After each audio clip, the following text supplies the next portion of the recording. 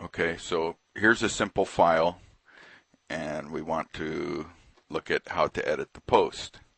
So I'm going to just use a generic Haas VF mill post there, and that's the equivalent of, down here, that's going to be this post. It's in this folder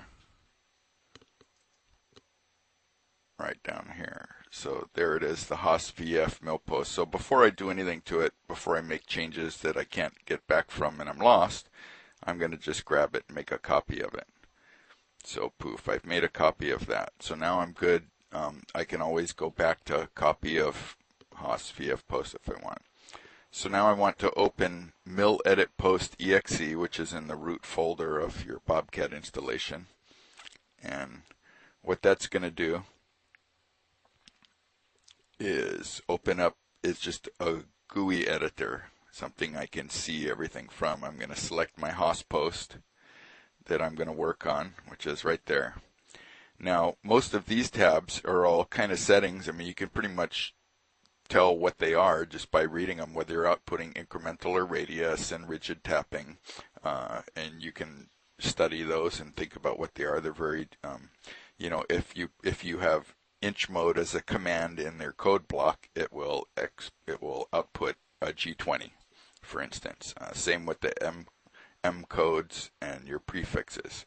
So mostly the stuff that is controlling what's happening is here in the code blocks.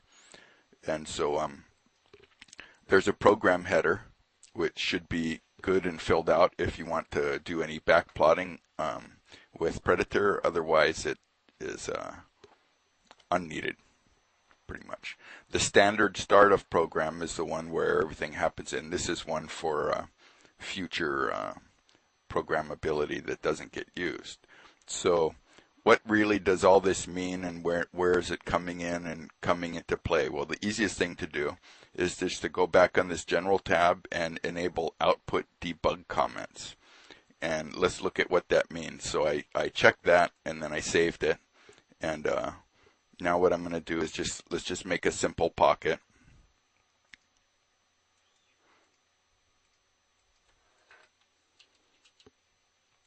Default everything. I don't need to change everything. And now I'm going to post code with that.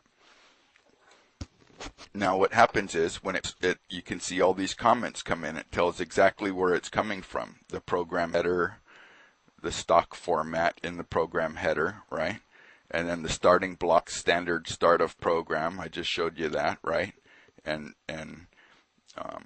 what's this coming in? You can kind of see what's okay. So there's that. And how did all this get created? Well, just get yourself a simple file like this, and then now you can compare. So right here, the starting block standard start of program. Let's go back and look in mill edit post at what's in there. And so there's that. And so the first thing that's shown here is program name, right, is hard-coded. Anything in quotes that's read in this is what's called hard-coded, means it's not being interpreted, it just prints it that way. So here you'll go over here and you just see a hard-coded program name. And then the prog name is actually the program is reading that, and the engine is spitting out the program name is bobcat1.nc. It's your NC file. Same thing down here, post, and then it reads machine make machine model is a command and variable. Then output date, output time, and you see there it is, output date. It reads the current date, and the same thing with the time. And then user comments, we didn't fill any out in the program, which are up here in the settings of your milling tools dialog. So then the next line down, if you would have filled those out up here, it would be spitting out. The next thing in here would be all the comments you wanted to put in. So now let's read this line right here. N is new line. So that's this right here. And since we're numbering our lines in our post, it puts out N01. And then the rapid move, right? And here again, now we see a hard-coded G17, so that's output. Then here it says inch mode. Now, So what it output was G20. Remember back, if you look at your G codes, inch mode is G20. If I make that G43, then right here would have put a G43 because G inch mode is a command to insert there. And then same thing, there's a G40 and a G49. Those are right there in the line. And then the next one is cancel drill cycle and absolute coordinates, and there they are right there. So, and same thing down here now. This is setting up your machine, and that's what comes out next. This is setup, and then it goes to first cut, first tool, right? That's hard-coded in there. It's going to output that every time, and it output a system comment and a feature name comment, which is the system comment was job 1 pocket, and then the feature is feature pocket, right? So,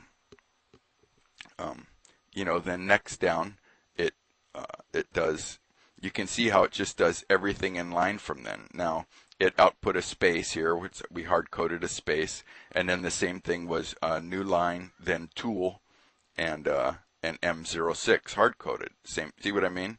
So now, if you didn't want an M06 there, just erase that, and it wouldn't put that M06 there. Or if your machine uses an M6 instead of an M06, then you would just delete the 0 and save it, and it would just output M6, since that's hard-coded.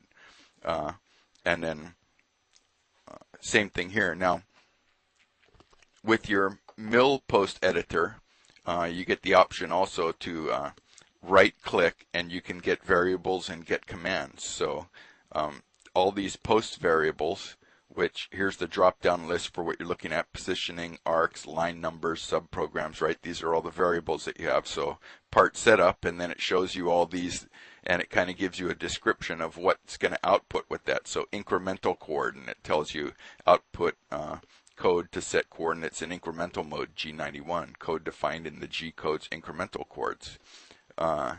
So you kind of just have to start looking at that and understanding, what it is for yourself. There's nothing that can really lay that on you. There's nothing out there for you to really help you out with that. So, these kind of tell you,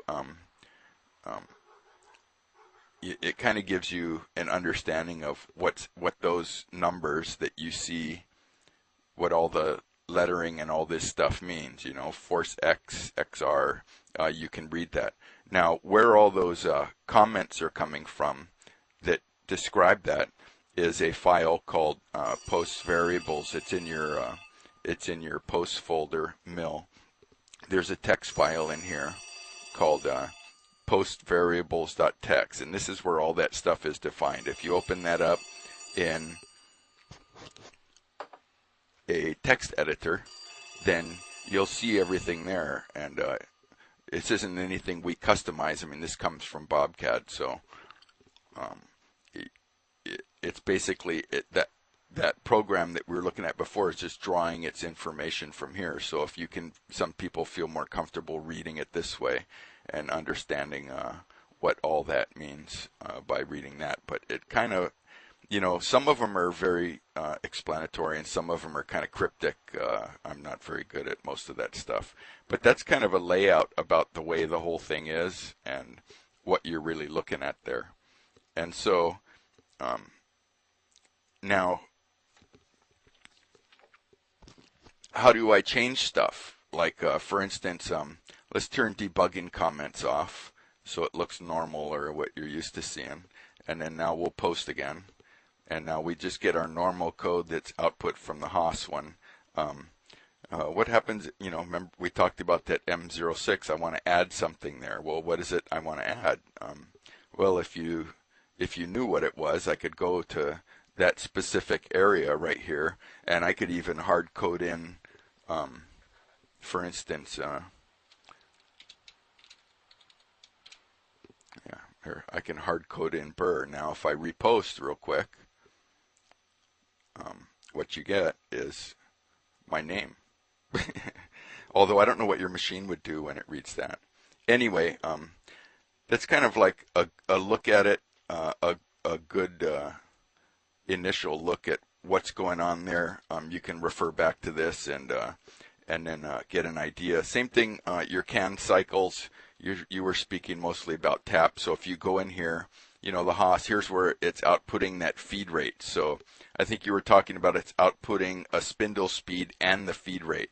So when you do a can cycle, I think for yours, the spindle speed was coming from this S move. Well, let's see, this one's not outputting it there. So let's go back.